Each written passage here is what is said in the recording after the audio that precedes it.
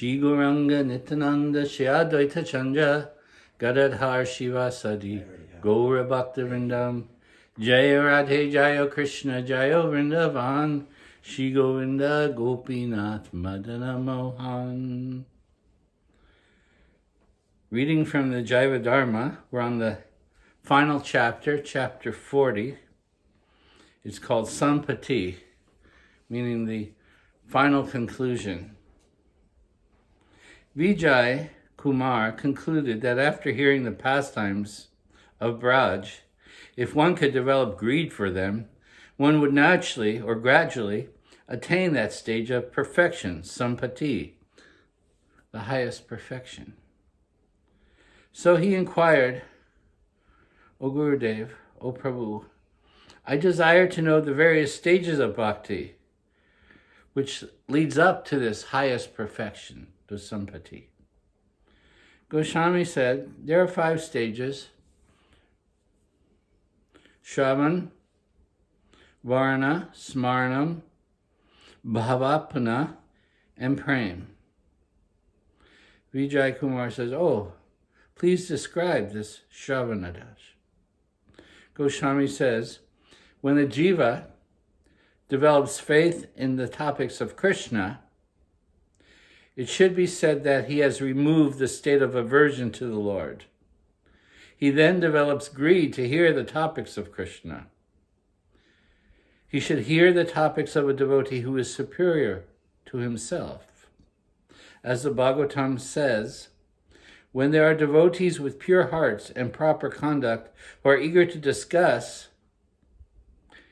hear the discussions of the qualities of the Lord, profuse streams of nectar of the pastimes of the Lord emanating from the mouths of these saintly devotees, that is the Mahaprasadam of the devotees. The words emanating are also considered the Mahaprasad of the devotees. This flows everywhere, and those who drink the nectar from their ears with constant thirst will not be touched by hunger, thirst, fear, lamentation, or illusion. When a jiva develops faith, first aspect is faith, shraddha. From faith, naturally, one wants to do those things which will lead him to Krishna.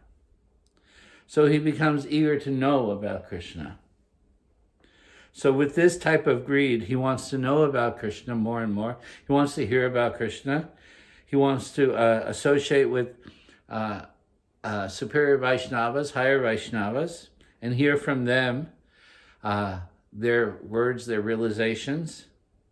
So this greed is what leads us forward. And it is the desire to progress on the path of Krishna consciousness, beginning with Shravan, or hearing, which is the actual path to Prem. So it is interesting. It says he has removed the state of aversion to the Lord, because the conditioned soul has an aversion towards Krishna. So the first thing to do, the first stage is that somehow or other, one awakens a faith for Krishna. That means he has removed that state of the conditioned soul who has the aversion. He's on the path of liberation now. Previously he is bound by the ropes of Maya, but now those ropes are releasing him as he becomes eager to associate with devotees and hear about Krishna. So his state of aversion is removed. That means he is being released from the clutches of Maya and progressing, as Prabhupada would say, back home, back to Godhead. So Vijay says, averse people sometimes hear topics of Krishna. Goswami says, yeah, there's a great difference between a person with aversion to Krishna hearing topics and a favorable person hearing the same topics. Sometimes, especially like in India or something, there may be some festival and someone may be attending for some reason, but really has no heart for it. He's just there, body. His heart's not really there.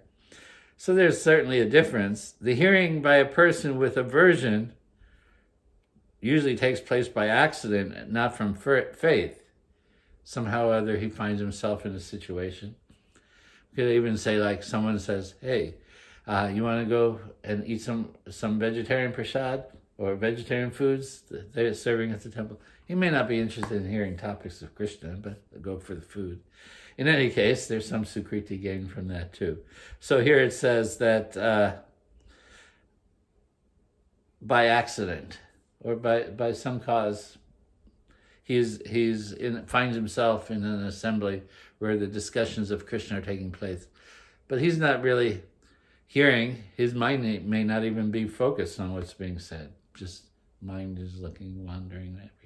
But a true devotee's intent, he's listening. He wants to hear the nectar of Krishna pastimes. So that hearing is sukriti, that is, it is favorable to bhakti, and in some birth produces faith. So the good fortune is that he's had the opportunity to hear. He wasn't going with the intention to hear with some kind of faith. I want to know about Krishna. But it does bring sukriti. We know this is a very powerful aspect of Krishna consciousness. That the whole process of preaching Krishna consciousness, as we see in Srila Prabhupada's movement, is to benefit mankind by giving them some sukriti. Give them a book. Tell them Hare Krishna. Get them to chant Hare Krishna. Give them prasad. Somehow building sukriti. The only way to progress and be relieved of this aversion is to gain sukriti. So the devotees are sukriti givers. The first opportunity for mankind is to gain some sukriti through the interaction with the devotee. Devotees go out in the street doing kirtan, they hear the kirtan. They're passing by in the cars. They may not even give much attention to it. But the sound of the name has entered their ears. So they are shravan, they are hearing, whether they're knowing it or not knowing it. But they get the opportunity to pass by, hear the kirtan going on, they gain sukriti. And in a course of time, that sukriti matures. It's like planting a seed. In the due course of time, the seed begins to fructify and the plant begins to manifest. So he says here, in some birth, it will awaken and produce faith. And when this faith arises, when that person hears topics of Krishna then from a great devotee or advanced devotee, that is called Shravanadash. So there are two types of Shravanadash, hearing methodically or hearing irregularly. What is irregular hearing? Hearing Krishna's pastimes with incoherence is irregular hearing. If one hears without proper concentration, it is called incoherent. That is sometimes, of course, in the beginning, mind may be disturbed. Somehow you had argument with something and someone, and you go to the temple, you're listening, but the mind's kind of not there. So you're still hearing maybe some little portions coming in and out. Your mind is somewhere else. This type of hearing will not give rise to ras. Pure taste or ras does not arise from this type of hearing. But it is, again, sukriti building. You've made the effort to go to the temple, even if you've had some argument with someone or something is distracting you. Then what is systematic hearing? If one hears with concentrated intelligence, that is suitable for manifesting ras. That means the taste. Ras means taste. The taste that inspires us, that we want to go to Krishna, that our goal is getting to Krishna, Krishna Lok. That is and we want to serve Krishna in his wonderful manifest pastimes as a cowherd boy playing the flute like that. We want that. So that arises within the heart. There's a taste. So if one hears differentiating the Nitya pastimes in 8 parts of the day from the Naimatika pastimes in systematic hearing, this systematic hearing is necessary for bhajan.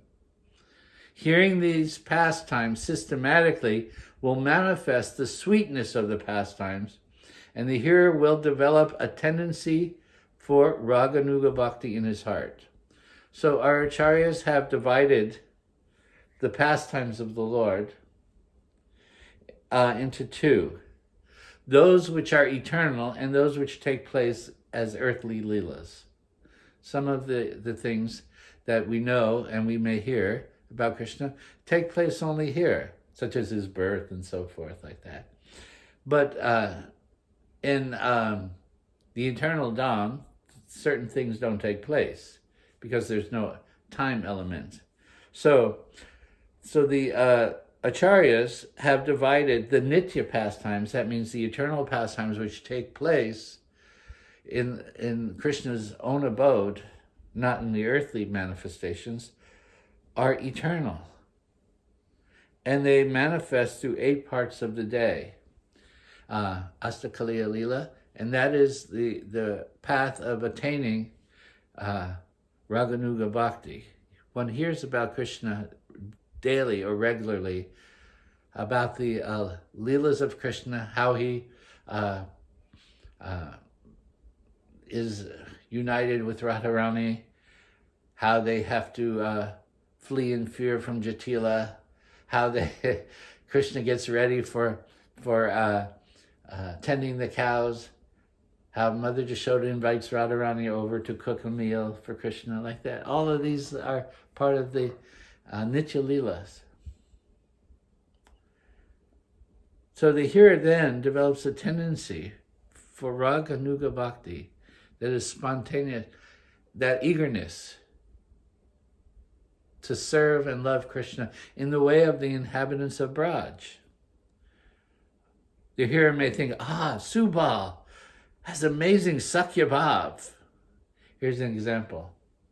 Someone is hearing about the cowherd boys, and he hears some Leela with Krishna and Subal. Oh my God, that's so amazing. He's attracted to the Sakya Bhav of Subal and Krishna. He then awakens a desire. I will serve Krishna in Sakya Ras like him. Oh, I want to follow that example. Just like we know in the Brihad Bhagavatamrita, how Gopakumar wants to follow that path of Sakya Bhav, because he's by nature a cowherd boy. So some people may awaken this inclination. They want to know more and more about Krishna and his interaction with his friends and so forth. There are others that awaken the inclination to hear more about the loving pastimes between Radha and Krishna and the gopis of Braj, like that. But when this awakens, that tendency is called greed. Subal, what amazing pastimes. I want to follow in that path. So that is called greed. Following the bhav of the people of Braj with greed. And worshipping Krishna is called Raganuga Bhakti. I have given the example of Sakya Ras. There in Raganuga Bhakti, for the 4 rasas, starting with Dasya, by the mercy of Nimananda Mahaprabhu, Shri Chaitanya, you are qualified for Shingaras. Thus, seeing the service of the gopis, you have developed greed for that. So you say, I've given that as an example, Suha, but I know your heart is different. You have an inclination for service of Radharani in the Braj Dham Leelas.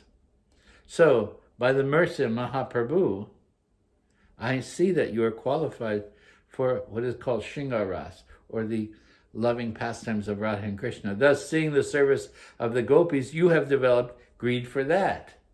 You want that. That is what's in your heart. That greed has only given you the path of attainment.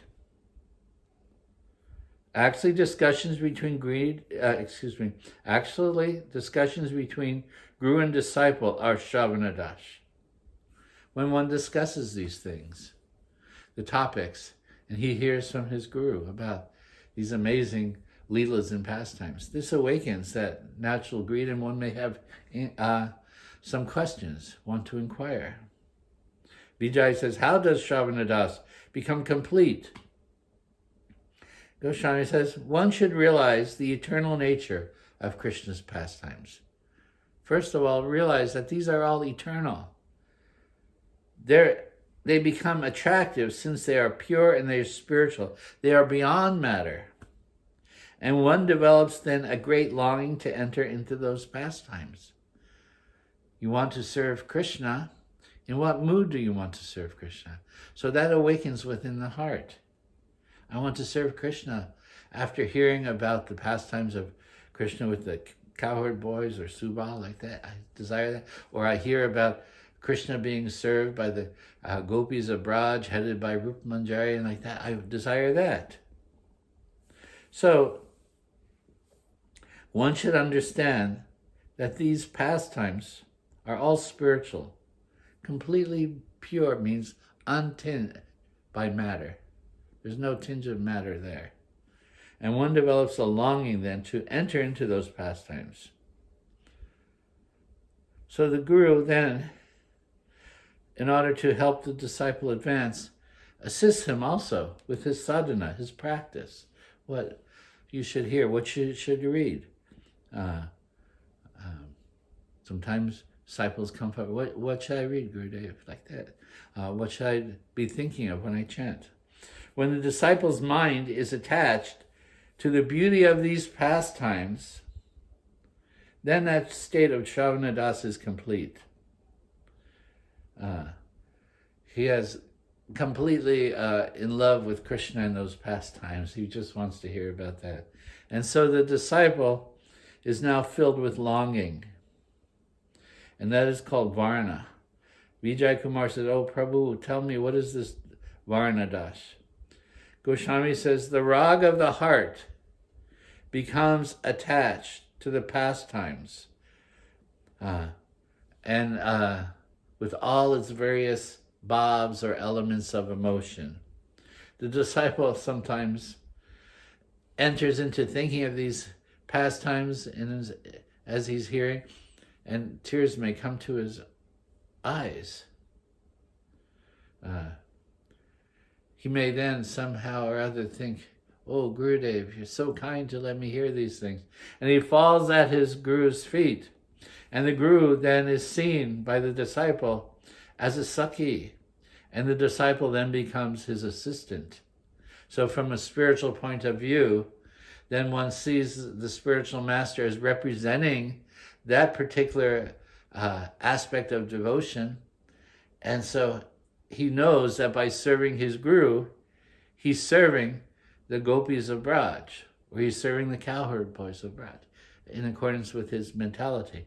But he sees his guru then no longer from the physical point of view, but as a manifestation of devotion who assists us in achieving the highest stage of devotion.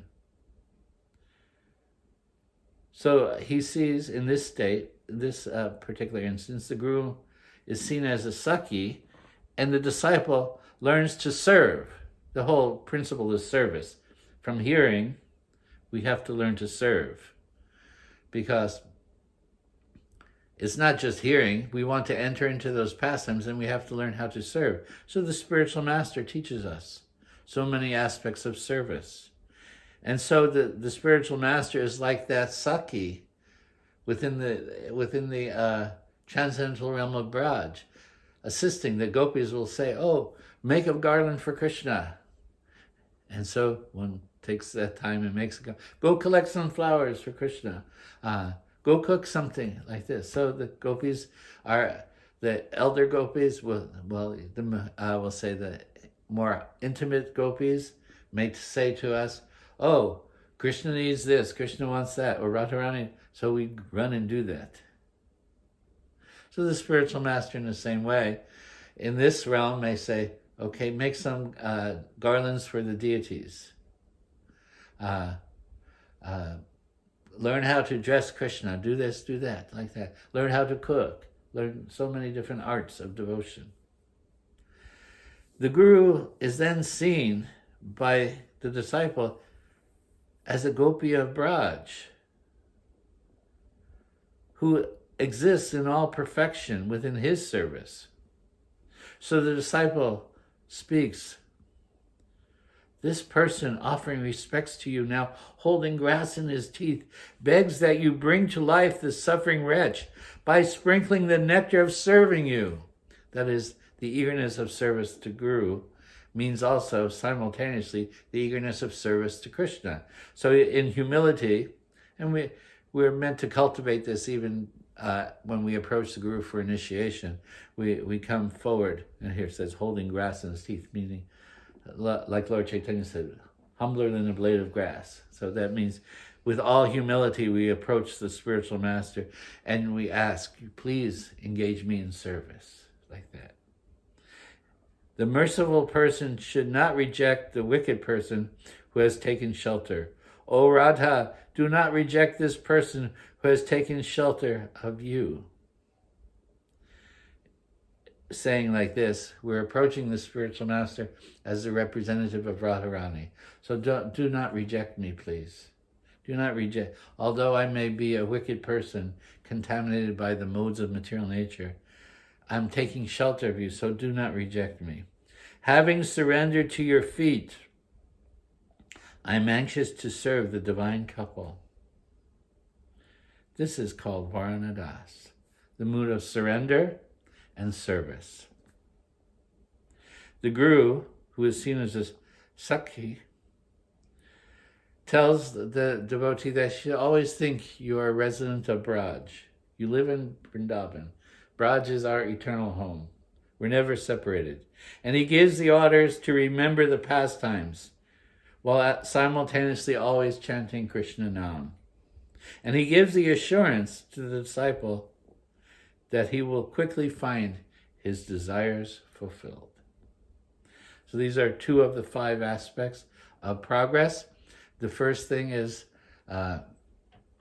removing that obstacle of aversion to Krishna, associating with devotees, hearing about Krishna, awakening a taste for hearing about Krishna, and then moving forward on the path by entering into divine service, by taking Diksha, initiation from the spiritual master, and learning the ways of devotional life.